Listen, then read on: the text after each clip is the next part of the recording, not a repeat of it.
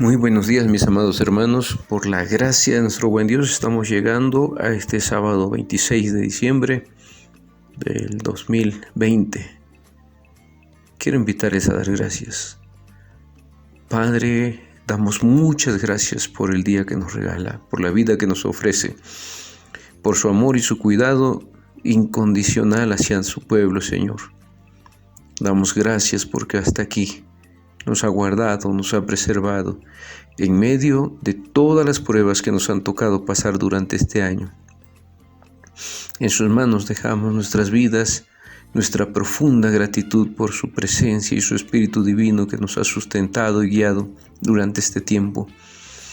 También, Señor, quiero rogar su misericordia sobre toda su iglesia, sobre todas las personas enfermas en este mundo, todos aquellos que se encuentran sin esperanza, aquellos que están desolados en sus corazones, aquellos que necesitan ser consolados, fortalecidos, para las viudas, los huérfanos, para aquellos en duelo. Señor, sea usted misericordia, gracia y paz para todos aquellos que le requieran en estos tiempos. Todos nosotros nos declaramos necesitados de su presencia, de su amor para nuestro diario vivir. Por eso entregamos en sus manos nuestras vidas y pedimos que su gracia sobreabunde como lo ha hecho durante este año, Señor. Y sea con nuestros hermanos y todos los que laboran en los hospitales, los que están al frente de esta batalla, Señor. Doble fuerza y doble porción de su Espíritu pedimos para ellos. Su gracia sobreabunde, Señor, para fortalecerlos, ayudarlos a seguir cumpliendo la tarea encomendada, Señor, y ellos sean instrumentos de sus manos, en sus manos sean bendición a todos aquellos que lleguen como pacientes suyos. Sea así, Señor, que se cumpla su gracia y misericordia sobre esta humanidad. Todo esto, Padre, lo rogamos en el nombre de su Hijo amado, nuestro Señor y Salvador Jesucristo. Amén. Quiero leer con ustedes el Evangelio de Juan. Me parece, ahora que estamos celebrando la Navidad, el nacimiento de nuestro Señor Jesucristo, el Evangelio de Juan revela el misterio del Verbo que se hace carne, el Dios que viene a habitar entre nosotros. Quiero leer este capítulo 1, versos 1 al 18. En el principio era el Verbo, y el Verbo era con Dios, y el Verbo era Dios. Y este era en el principio con Dios. Todas las cosas por Él fueron hechas, y sin Él nada de lo que ha sido hecho fue hecho. En Él estaba la vida, y la vida era la luz de los hombres. La luz en las tinieblas resplandece, y las tinieblas no prevalecieron contra ella. Hubo un hombre enviado de Dios, el cual se llamaba Juan. Este vino por testimonio para que diese testimonio de la luz, a fin de que todos creyesen por él. No era él la luz, sino que para que diese testimonio de la luz. Aquella luz verdadera que alumbra a todo hombre venía a este mundo. En el mundo estaba, y el mundo por él fue hecho, pero el mundo no le conoció. A lo suyo vino, y los suyos no le recibieron. Mas a todos los que le recibieron, a los que creen en su nombre, les dio potestad de ser hechos hijos de Dios, los cuales no son engendrados de sangre ni de voluntad de carne, sino de voluntad de varón, ni de voluntad de varón, sino de Dios. Y aquel Verbo fue hecho carne y habitó entre nosotros, y vimos su gloria, gloria como del unigénito del Padre, lleno de gracia y de verdad. Juan dio testimonio de él y clamó diciendo: Este es de quien yo decía, el que viene después de mí es antes de mí, porque era primero que yo. Porque de su plenitud tomamos todos, y gracia sobre gracia. Pues la ley por medio de Moisés fue dada, pero la gracia y la verdad vinieron por medio de Jesucristo. A Dios nadie le vio jamás. El unigénito Hijo que está en el seno del Padre le ha dado a conocer. Para conocer a Jesucristo, necesitamos tener un encuentro con ese Cristo. Ese encuentro es un conocimiento objetivo y un encuentro personal con Dios, tal como ese Dios se nos da en su Hijo amado, Cristo Jesús. Este conocimiento y encuentro siempre han de acontecer en situación y sin embargo abren siempre a lo eterno. La vida del hombre es humana cuando arraiga a la vez que se despega del lugar y del tiempo en los que vive. Por ello, el hombre nunca debe olvidar el tiempo y el lugar en que Dios vino a su encuentro. Esa historia está tejida con arraigo en lugar y tiempo. Es la historia donde Dios llega hasta nosotros, encontrándonos mientras hacemos nuestro trabajo diario. Lo sabemos, cada uno de nosotros tiene un tiempo de ser encontrado por Dios, en lo cotidiano de la vida, allí, en el hecho mismo de la existencia nuestra. En algún momento somos encontrados por Dios. Abraham es sobresaltado en el encimar de Manré mientras atiende sus ganados. Gedeón mientras trilla en la era. María cuando estaba en sus faenas domésticas de Nazaret. Pedro y Juan cuando pescaban. Pablo cuando va de viaje a Damasco.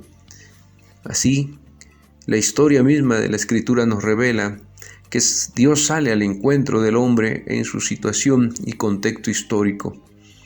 Cada tierra es lugar posible de revelación y de encuentro con Dios para cada hombre. La experiencia cristiana ha dicho siempre que el hombre es prevenido antes de que Él venga, es preparado antes de que Él acometa una tarea, es encontrado por Dios antes de buscarlo, cuando tras larga búsqueda dudaba ya de poder encontrarlo. La vida es así una lenta y a veces anónima pero incesante búsqueda que el hombre hace de Dios. Y sin embargo, al final el hombre se reconoce a sí mismo como encontrado, cuando buscaba por caminos que no conducían a la meta, incluso cuando ni siquiera buscaba a Dios. Nos tenemos que reconocer como encontrados. El hombre siempre está en búsqueda de algo que sacie su alma, que le dé sentido a su vida. No sabiendo qué busca, muchas veces va por caminos equivocados, pero al final siempre es encontrado por Dios. Dios está en la búsqueda del hombre. Los profetas en el Antiguo Testamento y los apóstoles en el Nuevo Testamento han sufrido esa desazón de ver que los hombres no buscan a Dios, aun cuando sea la realidad que más necesitan y a la vez han anunciado la misericordia de Dios. Porque justamente comprobaron que Él se deja ver de quien no les busca y se hace escondidizo de quien no le quiere encontrar. Isaías 65, 1 y 2 nos dice: fui buscado por los que no preguntaban por mí, fui hallado por los que no me buscaban. Dije a gente que no invocaba mi nombre: heme aquí, heme aquí. Extendí mis manos todo el tiempo a pueblo rebelde, el cual anda por camino no bueno en pos de sus pensamientos. En realidad, Dios siempre sale al encuentro del hombre, pero como hemos leído aquí, aquella luz verdadera que alumbra a todo hombre venía a este mundo. En el mundo estaba y el mundo por Él fue hecho, pero el mundo no le conoció. A lo suyo vino y los suyos no le recibieron. Hay una realidad también, que el hombre, viviendo en la situación que vive, no busca a Dios, aún conociendo su condición, no se vuelca hacia Dios. Este texto del profeta Isaías es resumido por San Pablo para describir el destino de su pueblo y sin duda transcribiendo lo que había sido su propia trayectoria. El apóstol San Pablo no buscó a Cristo, mas aún podemos estar ciertos que perseguía a la iglesia de Cristo y quería aniquilarla. Y con él nosotros nos damos cuenta que hay una experiencia, porque él se sintió buscado, encontrado, apresado y fascinado, usando el lenguaje del profeta Jeremías, seducido por nuestro Señor Jesucristo, hasta el punto de que ya nunca más se soltó de él, ni encontró nada en el mundo que fuera capaz de arrancarle aquella experiencia fundante de haber sido llamado por el Cristo vivo, encontrado en ese camino a Damasco, llamado eternamente. Esa experiencia cambió para siempre la vida del apóstol, quien dijo en Gálatas 2:20, con Cristo estoy juntamente crucificado. Ya no vivo yo, mas Cristo vive en mí. Este hombre, en ese encuentro que tuvo, porque Cristo lo encontró, fue transformado al grado que dijo: si vivimos, para Él vivimos, si morimos, para Él morimos. Toda su existencia se volvió algo cristocéntrico, giró en torno de Cristo desde que fue encontrado. Esa experiencia acontecida en un momento concreto, porque él dijo: cuando iba yo a Damasco con cartas de recomendación para llevar atados a Jerusalén a todos los que siguieran este camino de Jesús. Esa fue la experiencia, el testimonio de Pablo. Esto se convierte para él no solo en un hecho que vuelca su vida, la vierte de contenido propio y la convierte hacia una realidad a la cual él se oponía. No solo esto también, sino que en ese acontecimiento se le desvela lo que es un plan eterno, una elección por la que desde siempre él, el apóstol San Pablo, ha sido pensado por Dios para ser conforme a la imagen de su Hijo. Dios lo constituyó heraldo, apóstol y maestro de los gentiles. Entonces, esta conversión de San Pablo conlleva el ser encontrados, sobresaltados, fascinados y seducidos. Podría parecer una locura. Y Pablo habla de que el Evangelio es locura. Pero esto es, en realidad, lo que sucede cuando somos encontrados por Cristo. No sé cuál haya sido tu experiencia que tú consideres durante este año la más hermosa y más bonita que hayas tenido. Experiencias no gratas, creo que hemos pasado muchas, incluyendo esta pandemia que nos ha confinado a una cuarentena que lleva varios meses, vamos caminando casi al año, si tomamos en cuenta que nuestra cuarentena empezó en abril. Estamos prácticamente a unos cuantos meses de cumplir un año en cuarentena.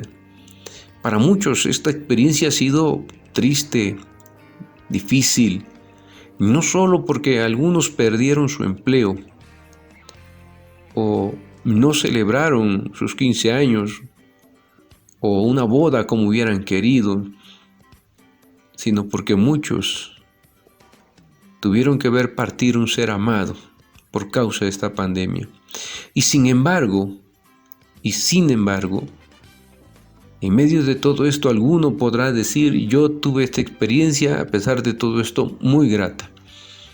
Pero ¿cuál sería la experiencia más grata que sea realmente trascendental en la vida del ser humano? Yo puedo decir que la única, verdadera y trascendental experiencia para el hombre que no ha de olvidar nunca jamás en toda su vida y existencia terrenal es el ser encontrados, fascinados y seducidos por el gran amor de Dios en Jesucristo su Hijo.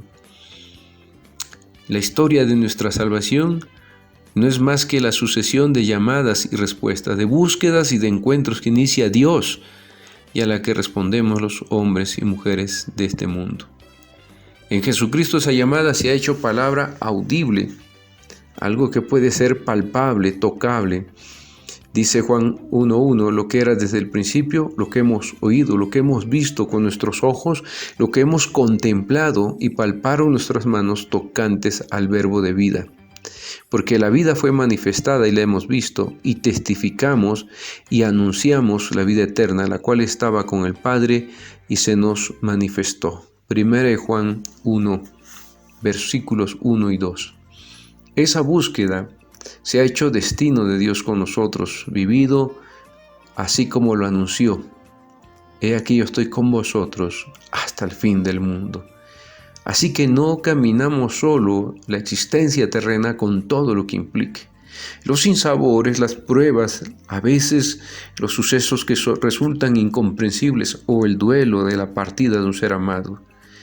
Cualquier experiencia que nos toque vivir, mientras caminemos de la mano de Dios, nos sentiremos acompañados, fortalecidos, consolados, animados. En esta experiencia, lo específico y diferente también en Cristo Jesús no es que Él sea un genio, un héroe, un filósofo, alguien a quien seguir, sino que Él ha logrado una conquista o una respuesta extraordinaria al problema de Dios o a la tarea de vivir según Dios en el mundo. Jesús es un hombre concreto, de una historia concreta, nacido de una mujer concreta en una tierra concreta durante un tiempo concreto. Es aquel Galileo nacido de María de Nazaret que vive en el entorno del lago de Tiberíades. Se acerca a Jerusalén como patria del judaísmo en la que tiene que acreditar su mensaje religioso ante sus oyentes, donde es apresado y finalmente condenado a muerte como resultado de una colaboración entre el Sanedrín judío y el prefecto romano Poncio Pilato. Todo esto no nos da solamente a nosotros una religiosidad descarnada del mito o de la mística, no. Estamos hablando de un Cristo concreto, real. No es simplemente Jesús no es alguien en particular, no una idea universal. Él es una persona de la humanidad general, no un proyecto filosófico moral de cualquier filósofo o moralista. Es un hijo de la tierra judía. No es el símbolo de una revolución, de un proyecto social, utopía, ni siquiera de aquella pasión de eternidad que los humanos necesitamos para sobrevivir con dignidad. Jesús de Nazaret es el Hijo de Dios, el Verbo encarnado, el amor expresado en toda la dimensión para ser recibido simplemente por gracia, por fe, abierto a todos los hombres de esta tierra. Dios les bendiga. Con esta reflexión quisiera dejar en sus corazones confianza y seguridad. Aquí cerramos este año. Continuaremos nuestras reflexiones a mediados de enero si el Señor nos los permite. Que tu mayor experiencia sea ser encontrado por el Cristo vivo. Entonces tendrás mucha paz.